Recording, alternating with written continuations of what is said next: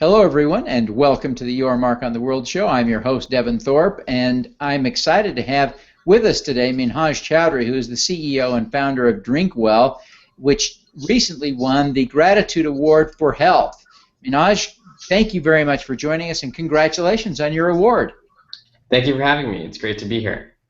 We're excited to have you with us. Trust us, this is our pleasure, and we're honored to have you. Tell us a little bit about what DrinkWell does.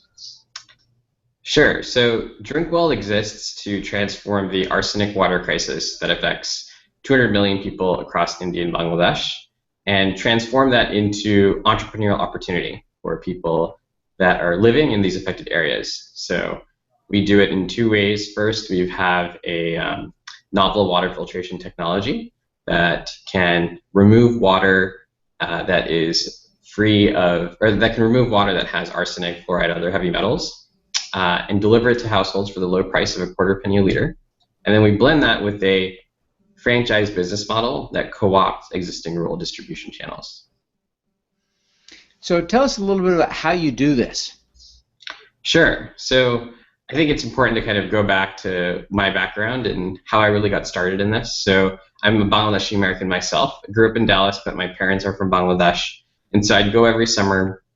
And then I would find that in the rural parts, there was this big stealthy poison called arsenic that was always omnipresent. And you can't see it or smell it, but if it's in your water within 3 to 5 years, you will have skin lesions, you'll get all kinds of internal cancers, and eventually, unfortunately, you'll die because there's no cure. And the first question that came up when I learned of this when I was little was, how is the arsenic there in the first place? Well, it turns out that UNICEF, right when Bangladesh won its independence in the early 70s, had to figure out how to decrease the maternal mortality rate because there was 249 deaths per 1,000 births. And so they found that moms were feeding their babies water from surface sources such as ponds and lakes, and that resulted in cholera and diarrhea. And so the solution to that was to drill, over the course of the next 2 decades, 10 million tube wells. And it was deemed initially a fantastic public health success. The mortality rate was plummeting from 249 deaths down to 67 deaths per 1,000 births. Unfortunately, there was an unintended consequence of this.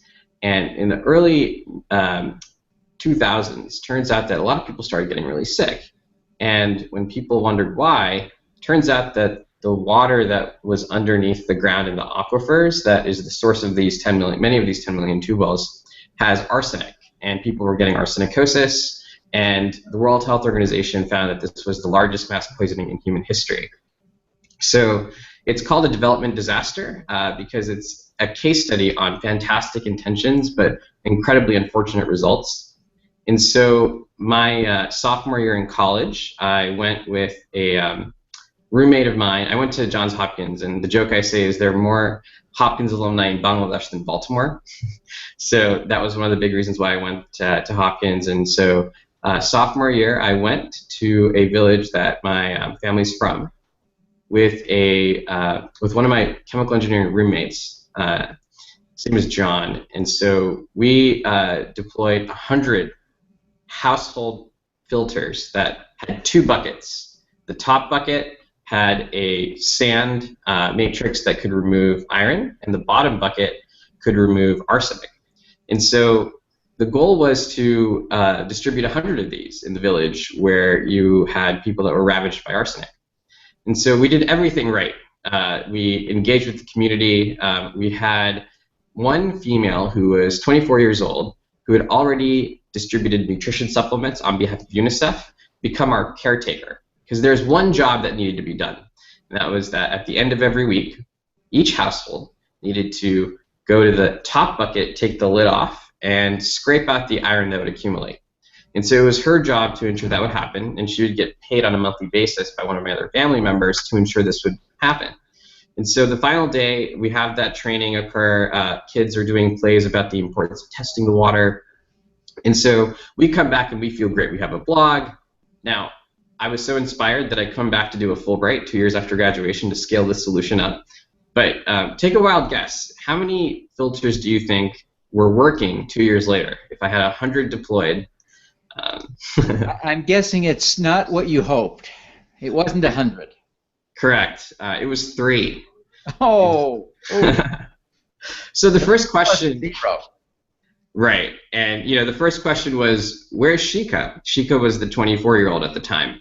So now she's 26, and I go to her parents' home, and they say, oh, you haven't heard?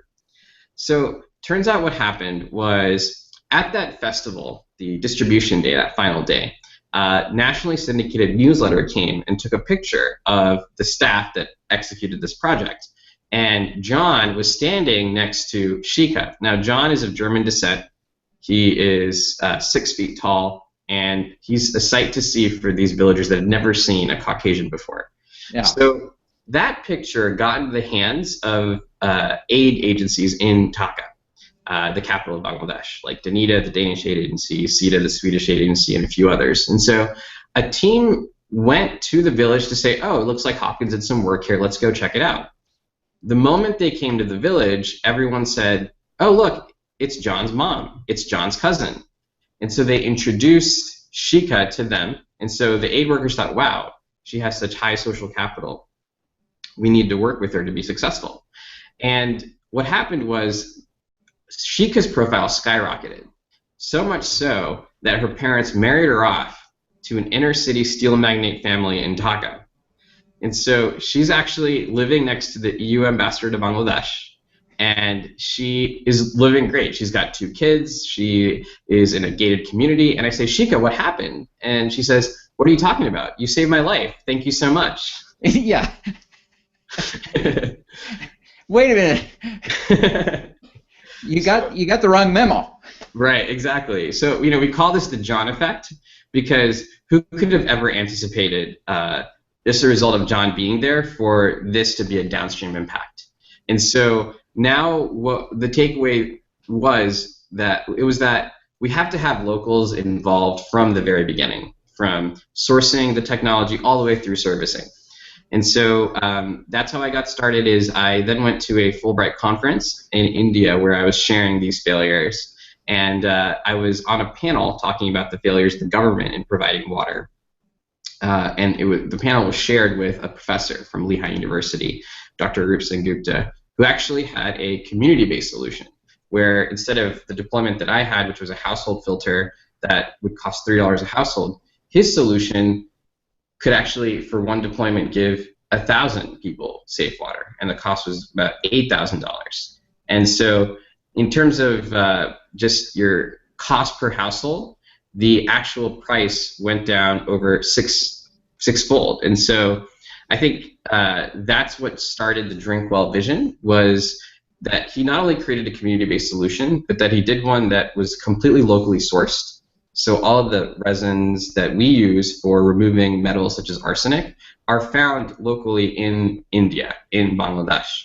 And so that kind of, the way we thought about making this business is by making sure that we had no exposure to the John effect.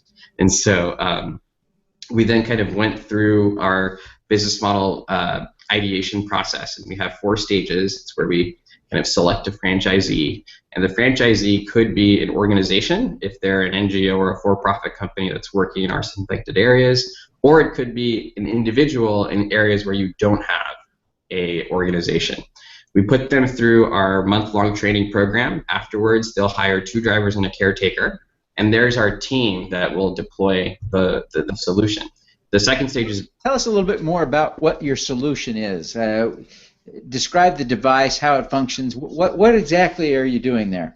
Sure. So our device is a community scale solution. It's 25 cubic meters, and it's, if you kind of go on our website at drinkwellsystems.com, you can kind of get a pictorial overview, but imagine kind of a large industrial size deployment of a water filtration technology in a rural village. It's with 2 columns, and it has a throughput of 1,000 liters per hour.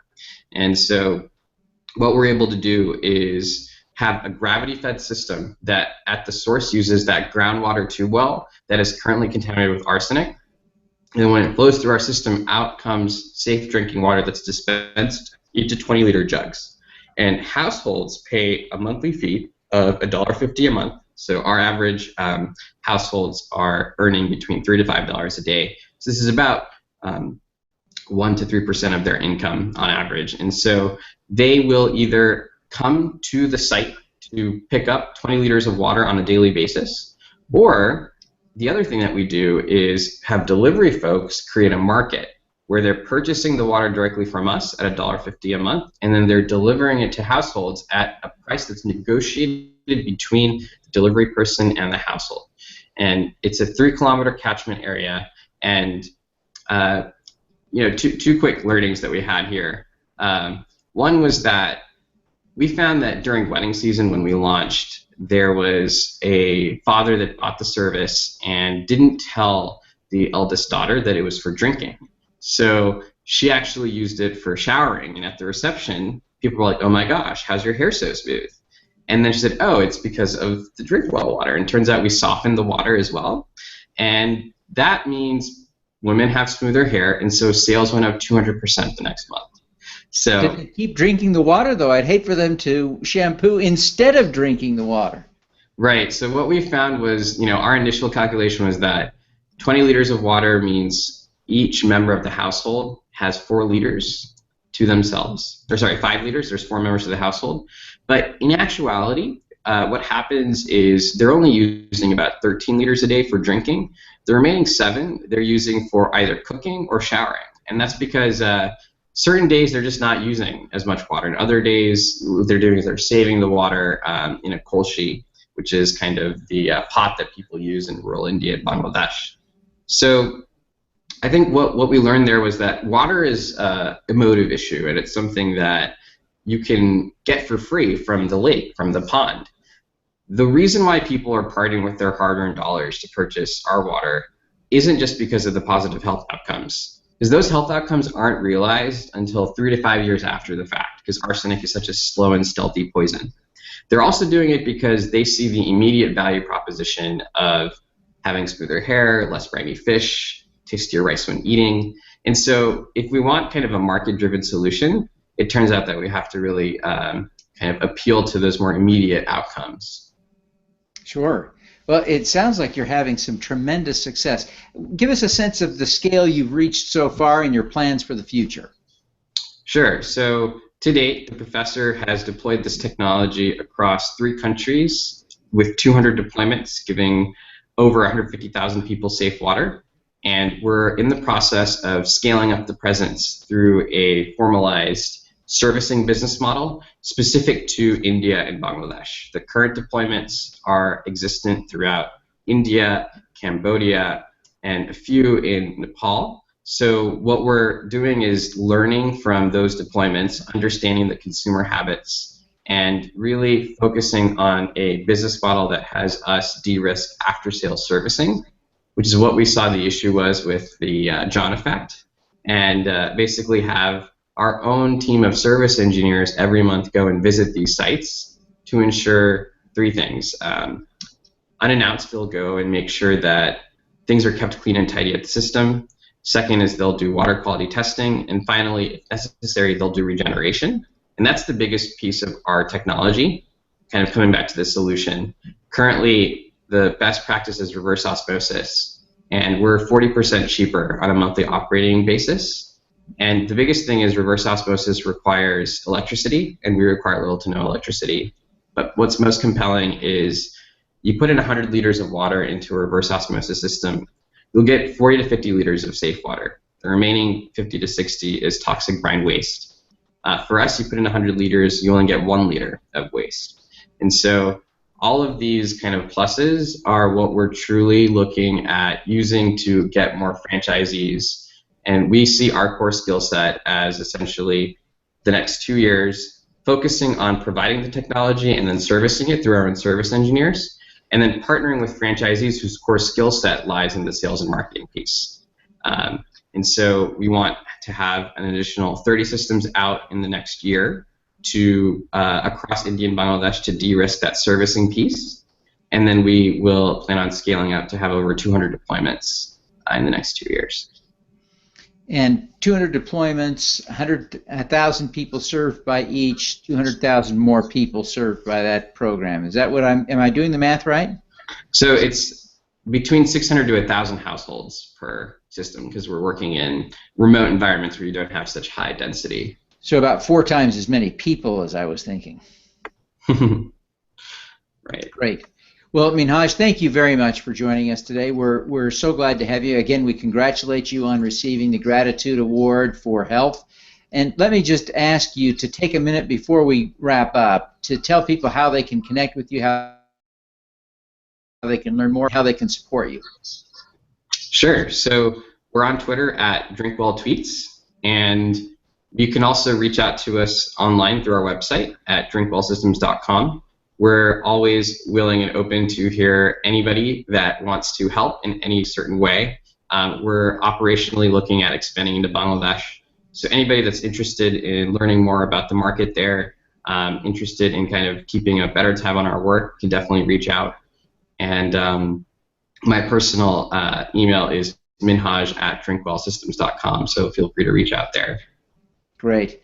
Again, Minhaj, thank you and congratulations. I appreciate your time today. Thanks so much, Devin. All righty. Let's do some good.